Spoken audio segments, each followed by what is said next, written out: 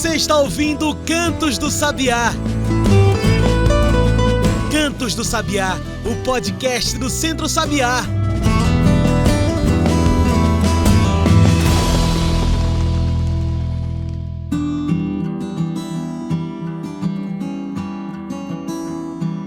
Olá a todos e todas que nos ouvem agora pelo Spotify e demais plataformas. Eu sou João Lucas e está começando agora o Cantos do Sabiá, nosso podcast semanal sobre o campo, a cidade e o mundo. Cantos do Sabiá é o nosso podcast semanal. Então, se quiser receber um podcast desse toda semana, segue a gente. E chegamos! Já somos mais de 800 seguidores e seguidoras aqui no Spotify. Somos mais de 800 ecoando o canto do sabiá, a comida de verdade, a luta pela agroecologia, pela luta popular, pela agricultura urbana e familiar. Muito obrigado por ecoar com a gente. Obrigado por ser sabiá. Então continua essa corrente do bem. E se você nunca indicou esse podcast para um amigo, para uma amiga, pegue esse link agora, imediatamente, e passa para frente. Bora chegar no número mágico? Bora chegar aos 1000 seguidores? Segue a gente aí, depende de você.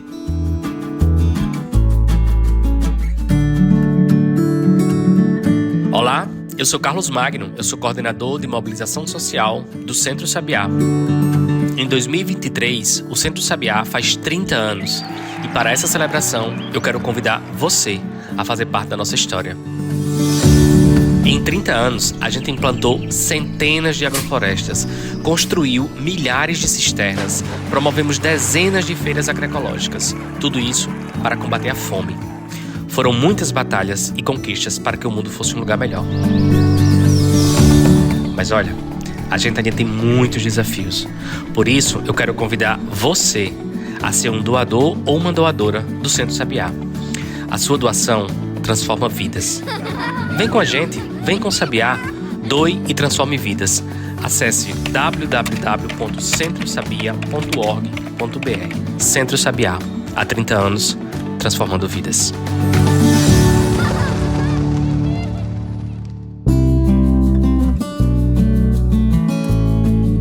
Hoje falamos sobre cisternas, água e direito no semiárido.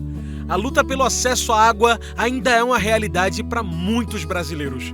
Segundo a ONU, a Organização das Nações Unidas, 2,3 bilhões de pessoas no mundo vivem em estresse hídrico. No total, quase 2 bilhões seguem sem acesso à água potável. A água é direito humano, mas é muito mais do que isso. Água é garantia de alimento, comida de verdade, é solo nutrido, barriga cheia, convivência com climas e qualidade, é recurso. Água é vida, não é e nem pode ser vista como mercadoria. É pensando nesse acesso que diversas organizações se juntam por esse direito. É pelo acesso, pela vida, que nasce o programa de cisternas, iniciativa proposta pela articulação do semiárido, a ASA, ao governo brasileiro ainda lá em 1999. Cisternas são um ponto fundamental na luta pelo acesso à água, mudança de vida, transformação do campo. E é sobre essas políticas transformadoras que vamos conversar hoje. Para trocar essa ideia com a gente, está com a gente hoje Antônio Barbosa. Barbosa é sociólogo, especialista em extensão rural e desenvolvimento sustentável. Ele é mestre em agroecologia, doutorando em recursos naturais e gestão sustentável e é coordenador do programa Uma Terra e Duas Águas, o P1+2, do programa Sementes do Semiárido e do projeto DAC, Semiárido Vivo, ações da articulação do semiárido brasileiro, a ASA. Antônio, muito obrigado por aceitar nosso convite. E olha, Barbosa, a água faz parte do patrimônio do planeta. É o que diz a declaração da ONU em defesa do direito humano à água. Mas, Barbosa, o que significa esse direito humano à água? Significa que todos têm acesso à água? João Lucas, primeiro eu queria te agradecer pelo convite e, sobretudo, ao Centro Sabiá.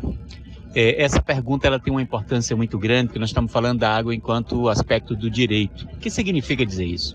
Significa dizer que todas as pessoas têm direito à água em quantidade, em qualidade, água segura para usos diversos, ou seja, água para beber, água para o banho, água para o asseio, água para lavar roupa, água para o lazer, água para o meio ambiente, ou seja, água de forma geral. E a água ela existe, diferente de algumas outras coisas que às vezes está no campo de como é que a gente consegue isso. Não, a água, a quantidade de água, ela é suficiente para todas as pessoas. Então, esse direito é uma perspectiva da democratização, de criar as condições para que esse direito possa chegar a todas as pessoas. A falta de água não é um problema recente e o estresse hídrico ficou ainda pior durante o governo Bolsonaro, que fez duros cortes em programas de acesso à água. Barbosa, se a água não é mercadoria, a quem interessa fazer da água um produto, uma peça de venda? Avalio que são temas assim super que se relacionam, né? Porque ao tempo que tu fala sobre a questão do estresse hídrico, né? E essa perspectiva de que a água não é mercadoria e a quem interessa, na verdade, fazer isso, eu acho que é importante a gente entender a localização da água, que é esse debate que a gente está falando da água como direito, não? Porque o que é que acontece? A água ela é um elemento da natureza. Então a água está na natureza como está o ar, como está o solo, como estão os animais, como estão as pessoas, ou seja, a água é algo muito natural, ela é da natureza, isso é importante frisar isso. E a natureza ela é diversa, né? Então, assim, ela não é algo homogêneo. Então, a natureza no semiárido é diferente da natureza amazônica, que é diferente da natureza do deserto, que é diferente de outras naturezas, né? São as suas características, a forma como ela se organiza. E isso não significa dizer que nas regiões semiáridas não tem água. Significa dizer que você precisa se organizar, inclusive, para guardar essa água, que é uma das estratégias que as populações, que você aprende com a própria natureza, né? Não precisa nem aprender com as pessoas. Basta olhar nas regiões semiáridas como é que se comportam as formigas, como é que se comportam outros animais em relação ao acesso à água, como é que eles guardam, como é que eles... Então essa perspectiva ela é interessante, mas de fato no governo Bolsonaro a ideia de você cercear uma população, ou seja, tirar o direito dessa população do acesso à água, isso é algo proposital, foi algo proposital, né? E aí existe todo um mercado mundial, da qual faz parte a Coca-Cola, do qual faz parte a Pepsi, do qual faz parte a Nestlé, de qual faz parte várias outras empresas, no sentido de privatizar a água, de tornar a água uma mercadoria. Esse é um debate importante para a gente continuar fazendo aqui. E mesmo com tantos esforços, desgovernos não conseguem destruir completamente as políticas públicas de acesso à água. O Programa de Cisternas, iniciativa proposta pela articulação do semiárido, a ASA, ao governo brasileiro, ainda em 1999, é uma dessas políticas públicas que, desde 2003, transforma vidas em todo o Brasil.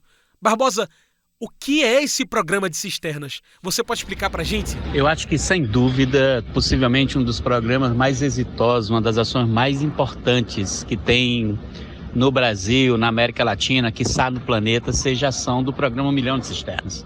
Por quê? Porque é uma ação estruturante, acho que é importante ver isso. E aí nenhum governo vai, a não ser que os governos venham para cá e venham destruir as cisternas, mandem derrubar as cisternas. Mas diferente disso, hoje você tem uma população dotada com infraestrutura de armazenamento de água e isso muda totalmente a vida das pessoas. Então o Programa 1 Milhão de Cisternas não é um programa de construção de cisternas, é um programa de construção de cidadania, é um programa de construção de liberdade, de autonomias, e talvez por isso esse programa ele seja tão importante, tão impactante, e ele chame tanta atenção de várias outras regiões do planeta, né? Ou seja, muita gente tem nessa ação uma ação referência. E é isso, ou seja, porque a gente estava cansado de ter ações emergenciais. Vinha seca, distribuir cesta, distribuir alguma coisa, criar uma frente de serviço, e a cisterna não, ela veio para ficar. Ela está ali do lado da casa daquela família e ela faz parte dessa paisagem, desse lugar transformado. Então é por isso que as cisternas e o Programa 1 Milhão de Cisternas, essa ação de acesso à água tem uma importância tão grande. E não tem para onde fugir. O Programa de Cisternas é uma das principais políticas públicas de segurança alimentar e nutricional, que garante acesso à água para mais de 1,2 milhões de famílias.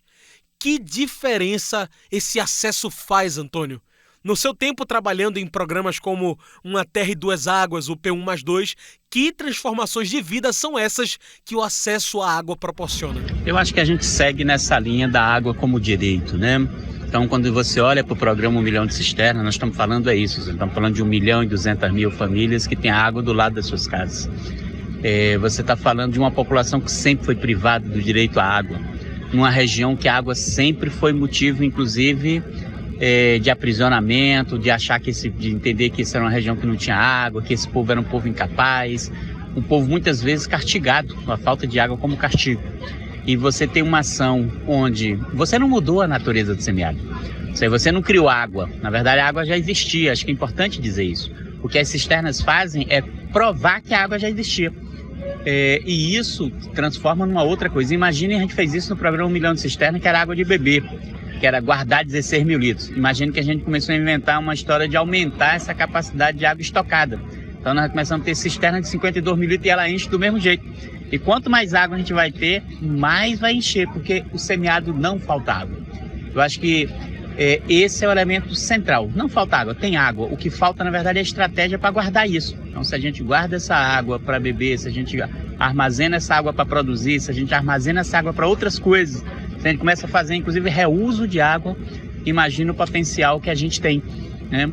Então, um dos problemas que que as famílias do semiárido sempre tiveram é a falta de infraestrutura, falta de lugar para guardar as coisas. E aí, a cisterna é para guardar água, mas você precisa de outras coisas para guardar comida, para guardar alimento, para guardar forragem para os animais, para separar. Então, o debate da infraestrutura é importante. É isso que ações como essa nos mostram. Tanto o PMC, o P1+2, como várias outras ações aqui. Tem água no semiárido e que, se a gente tiver a estrutura e a estratégia correta, a gente consegue ampliar essa capacidade de estoque. É claro que acesso à água e políticas como essa do programa de cisternas, ou 1 milhão de cisternas e tantos outros, não são por acaso. Esses direitos são conquistados com a luta popular. Barbosa, qual a importância das organizações sociais, da mobilização popular e do voto para essas conquistas pela água no semiárido, Barbosa? Na mesma perspectiva do campo do direito, né, de entender a água como direito, é importante entender que o direito ele não é uma coisa totalmente espontânea, ele é uma coisa participativa, né? O direito ele precisa ser cobrado, ele precisa ser compartilhado, e é a participação popular, tá, que faz isso, que faz com que o direito seja exercido. Então, quando você olha o programa 1 milhão de cisternas e quando você olha o P1+2, ele é um programa de formação e mobilização social. Ou seja, é um programa de participação social. É isso que a gente precisa fazer. A sociedade precisa participar, ela precisa cobrar e ela precisa também propor uma inovação, possivelmente em relação ao programa 1 milhão de cisternas, os programas da ASO, os programas de estoque de água, é que, para além de caracterizar assim, todos os problemas que a gente comumente chama de denúncia, ou seja, denunciar as calamidades, o programa também, essa ação também é uma ação de anúncio. Ou seja, ela já diz, olha, a nossa solução seria fazer isso. A solução é estocar água, a solução é estocar comida, a solução é estocar sementes, a solução é criar animais adaptados, a solução...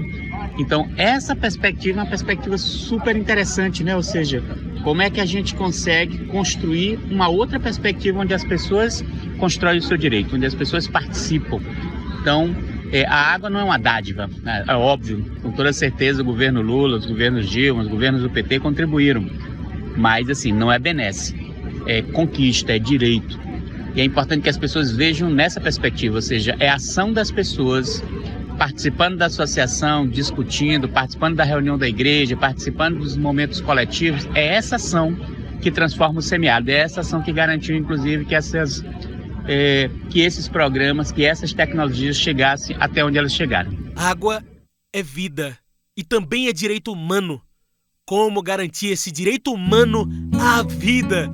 Pense nisso, que agora a gente faz uma pausa, mas fica aí, que o nosso programa volta já.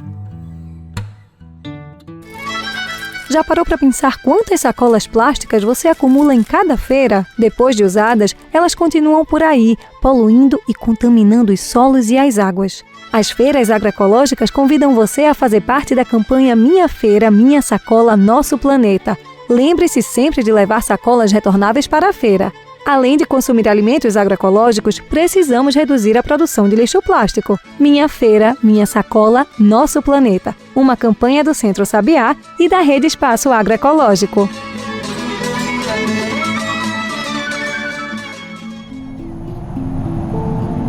As estiagens, os períodos de seca e sem chuvas, podem acabar com as nascentes, que são fontes de vida que geram rios, córregos e ribeirões. O aquecimento global causa a desertificação e aumenta a temperatura da Terra. Desse jeito, as nascentes morrem e os rios deixam de existir. Sem nascentes, não há água para a população, para as plantas e animais. Sem nascente, não há vida. É por isso que precisamos defender a nossa água. É por isso que precisamos reflorestar. E para isso, fazemos as agroflorestas. A agrofloresta é um jeito de plantar alimentos, colher frutos e cuidar da natureza, tudo isso ao mesmo tempo. E tudo isso sem veneno. Agroflorestas ajudam na defesa das nascentes e protegem as reservas de água para que nunca sequem. O reflorestamento contribui para diminuir os efeitos do aquecimento global.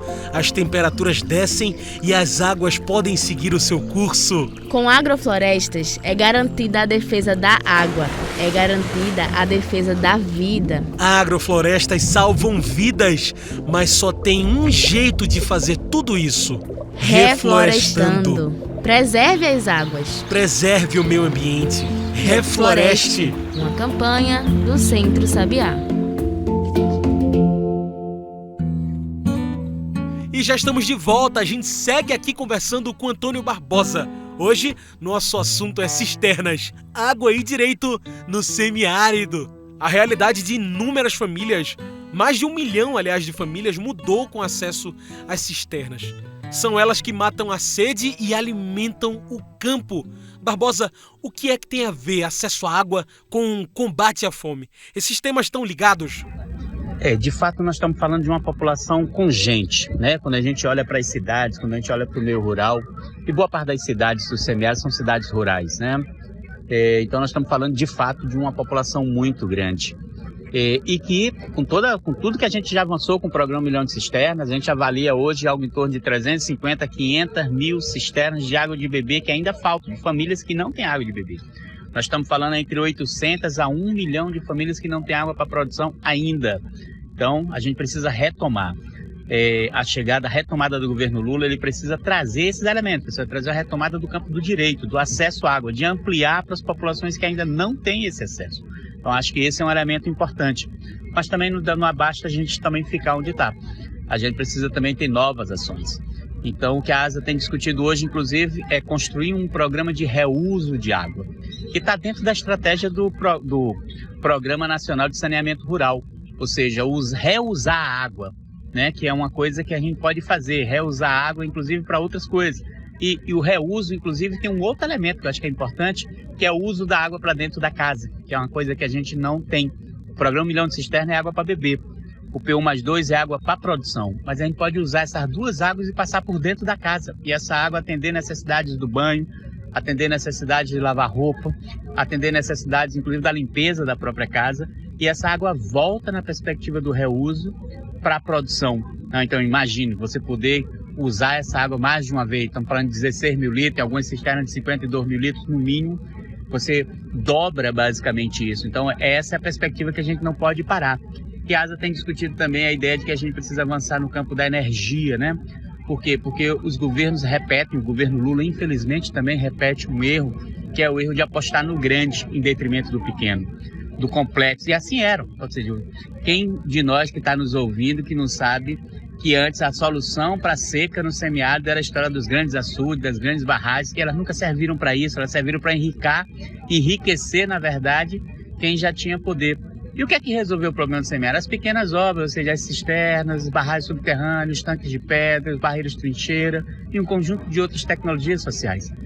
Na mesma situação não serão os parques eólicos, não serão os grandes parques de energia solar que vão resolver o problema do semiárido. Pelo contrário, é a produção caseira, ou seja, olhar para os tetos que captam energia, que captam a água, também ser o teto que capta energia solar.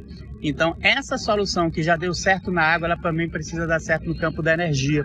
Então, o que a ASA tem discutido é, precisamos retomar nossas ações água para beber, água para produção, água para as escolas, o programa de sementes, mas a gente precisa ampliar isso num programa de saneamento rural, sobretudo olhando para a perspectiva do reuso, porque a gente já faz saneamento, e também avançando na perspectiva das energias renováveis, com a participação das comunidades e transformando de vez o cenário, o espaço e a vida no semiárido brasileiro. Talvez essa seja a grande inovação e quem sabe esse governo não possa contribuir com esse novo passo. O semiárido brasileiro é feito por mais de 26 milhões de brasileiros e brasileiras que convivem com climas extremos, com baixa umidade, longas estiagens e que convivem com o semiárido. As conquistas pela água foram gigantescas nos primeiros governos Lula. Pensando nisso, como repetir essa dose no novo governo? Como garantir água e cisternas para esses mais de 26 milhões do semiárido, Barbosa? Como eu dizia anteriormente, obviamente estamos falando de uma região com muita gente, mas é de uma região que ainda tem muita demanda, né? E eu falava inclusive sobre populações rurais, a ideia de ampliar o direito, garantir, universalizar o direito à água, o direito à água de produção, mas a gente precisa também discutir com as cidades, com as pequenas cidades que também sofrem problemas de água, né? Então, assim, o que a gente precisa necessariamente avançar é, primeiro, ter uma perspectiva da teoria do estoque, né? Ou seja, como é que a gente avança no estoque de água, no estoque... Eu estou voltando para esse tempo porque acho que ele é importante para quem vive no meio rural, mas é importante também para quem vive nas pequenas cidades, que passou agora, inclusive, por essa seca prolongada de 2012 a 2018, né? Que vivenciou a escassez de água, a falta de água, né? Então, como é que a gente olha para essa perspectiva? Como é que a gente faz uma unidade campo-cidade? Como é que a gente olha para a perspectiva da produção de alimentos, como é que a gente olha para a lógica da comercialização, para o cuidado que a gente precisa ter, né? Para a perspectiva do trabalho do cuidado, da relação com as mulheres, com os homens, mas sobretudo a relação com a espécie humana, né? Como é que a gente cuida de nós mesmos, como é que a gente cuida da natureza, que é o que alguns autores estão chamando agora de interdependência, ou seja, as pessoas precisam uma das outras para viver, né? E a ideia de que a gente precisa também da natureza para viver. Então, eu acho que olhar para essa perspectiva, ela tem um ganho significativamente. E é a partir disso que a gente vai conseguir avançar e construir outras políticas, construir outras ações. Então, o direito à água, e aí eu quero voltar, eu falei disso no bloco passado, mas eu quero falar novamente sobre isso em relação à questão do saneamento rural, né? Ou seja, da ideia da água de beber, da ideia de você poder usar várias outras águas, da ideia de você poder ter um ambiente limpo, de você cuidar das pessoas, de você ampliar as suas capacidades. É isso que a gente precisa construir. Eu acho que o programa Milhão de Cisternas, o PU+2, o programa de sementes e o programa Se Torna nas Escolas são espaços e experiências exitosas para a gente construir outras experiências, né? Então, eu acho que é isso que a gente precisa construir. Acho que existe um ambiente, inclusive, acho que é importante dizer isso para quem está ouvindo a gente, existe um ambiente para construir isso.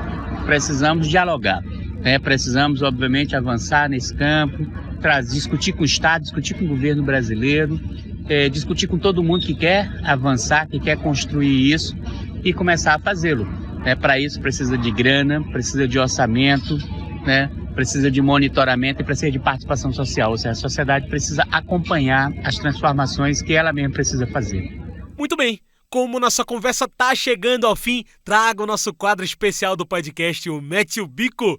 Mete o Bico é o nosso quadro do podcast onde o convidado traz seus pontos finais para a nossa discussão. Bora lá? Antônio Barbosa, garantir água para o campo é garantir comida para a cidade. Depois de todo esse nosso papo, eu te pergunto, por que a água precisa ser um debate político, inclusivo, um debate de todos, todas nós? Mete o bico. E aí, sem nenhuma sombra de dúvida, garantir água para o campo é garantir comida para a cidade. Eu acho que, inclusive, essa é uma formulação importante para que ajude a gente, inclusive, pedagogicamente a entender isso. Toda vez que a gente dotar a população rural para produzir mais alimentos, significa dizer que nós vamos ter mais alimento disponível, significa dizer que nós vamos ter alimento mais barato, significa dizer que nós vamos ter alimento mais perto, significa dizer que nós vamos ter alimento de mais qualidade. Então esse diálogo é um diálogo que a gente precisa aproximar. Óbvio que não dá para dizer que a produção de alimento acontece só no campo, ela também pode acontecer na cidade, né? Toda a perspectiva do campo da agricultura urbana, periurbana, é muito importante, inclusive, que a gente passe a produzir cada vez mais alimentos. Então, quem tem aí um quintal, quem tem um canteiro, ou seja, produz alimento. É tão importante isso, né? Ou seja, dá essa sensação de que a gente está produzindo alguma coisa, de que a gente está produzindo vida. E ampliar a água, essa é a grande perspectiva da unidade campo e cidade, que a gente tanto prega no campo da comercialização, da aproximação. Essa é a grande saída, é a grande solução que a gente precisa construir, é aproximar esses espaços, é garantir água, garantir terra, que é importante também, nós não podemos perder de vista essa perspectiva do direito à terra e o semiárido da terra concentrada, né? Nós não podemos fugir desse debate. Então, a gente concentra água se a gente tiver terra. Então, a ideia de ter terra, de ter água, de ter educação, de ter saúde, de ter um conjunto de outras coisas, são temas importantes para a gente mudar a nossa relação. E cada dia mais construir alimentos mais saudáveis, né? Alimentos de verdade, né? Que possam alimentar nossas populações, as nossas crianças, homens e mulheres, pessoas mais velhas, que a gente possa construir um ambiente mais saudável, né? E não esse ambiente de doença, esse outro ambiente que leva a gente para distante. Com toda certeza, água e alimento, cidade e campo são coisas que a gente precisa cada vez mais aproximar e um garantir o outro.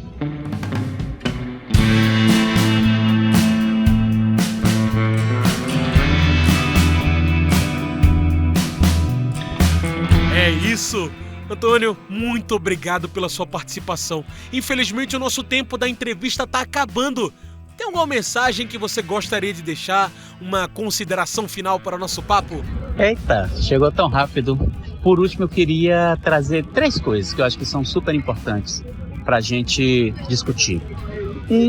É que a gente seja solidário à questão do movimento da luta pela terra, ao MST, aos companheiros, às companheiras, que estão fazendo um movimento belíssimo e que agora estão sendo perseguidos com a história da CPI. Ou seja, imagine mais uma vez o grande querendo exterminar quem produz alimento, quem traz solidariedade, né? Basta olhar agora na pandemia quem foi que fez, quem produziu alimento, quem distribuiu, ou seja, esse espaço. E eu queria trazer a nossa solidariedade ao MST, ao Movimento dos Trabalhadores Rurais Sem Terra, por essa linda, brilhante caminhada e luta em defesa da terra e das pessoas. Eu acho que é importante trazer isso. Uma segunda questão que eu acho que é importante é que a gente está se aproximando também da Marcha das Margaridas, né? Que é um movimento, um maior movimento feminista que junta mulheres do campo, da cidade, no Brasil, na verdade da América Latina, quiçá do planeta. Uma marcha tão importante, com uma pauta potente, né, que discute inclusive o lugar das mulheres, discute o machismo, o patriarcado, a violência. Então, eu acho que é importante a gente valorizar essa caminhada, apoiar. Então, quem está ouvindo, apoiar, as mulheres que vão participar, apoiar essas companheiras nessa caminhada. E, por último, eu queria, assim, de forma muito especial, parabenizar o Centro Sabiá pelos seus 30 anos, pela grande contribuição que esse centro faz no campo da agroecologia no Brasil, em outros países, inclusive. A grande contribuição no campo da agrofloresta que o Centro Sabiá tem trazido, mas um conjunto de outras na convivência com o semiárido. E consigo lembrar aqui várias pessoas que passaram por esse lugar, por essa caminhada. Queria aproveitar e cumprimentar e saudar todas as pessoas do Centro Sabiá, todos os técnicos, homens e mulheres, sua diretoria, na pessoa de Maria, né, que está na coordenação, que é uma figuraça.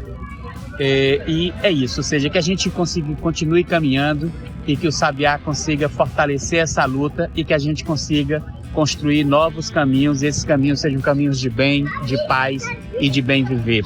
Parabéns para nós, hagam direito, parabéns Centro Sabiá. Obrigado, Barbosa. É isso, viva a luta! Muito obrigado mais uma vez pela sua participação, Barbosa. Gente, hoje eu conversei com Antônio Barbosa, sociólogo, especialista em extensão rural e desenvolvimento sustentável. Ele é mestre em agroecologia. Ele também é coordenador do programa Uma Terra e Duas Águas, o P1+2, do programa Sementes do Semiárido e do projeto DAC, Semiárido Vivo, ações da articulação do semiárido brasileiro. Então é isso, pessoal, o Cantos do Sabiá vai ficando por aqui. Muito obrigado por seguir a gente. Estamos nos 800 seguidores aqui no Spotify. Se não seguiu a gente ainda, segue a gente aí. E é isso, o Cantos do Sabiá é uma produção do Núcleo de Comunicação do Centro Sabiá. Continue acompanhando o que o Centro Sabiá faz. Instagram, Twitter, Facebook, procure por Centro Sabiá. Tchau, pessoal, e até o próximo Cantos do Sabiá. A gente se encontra na semana que vem.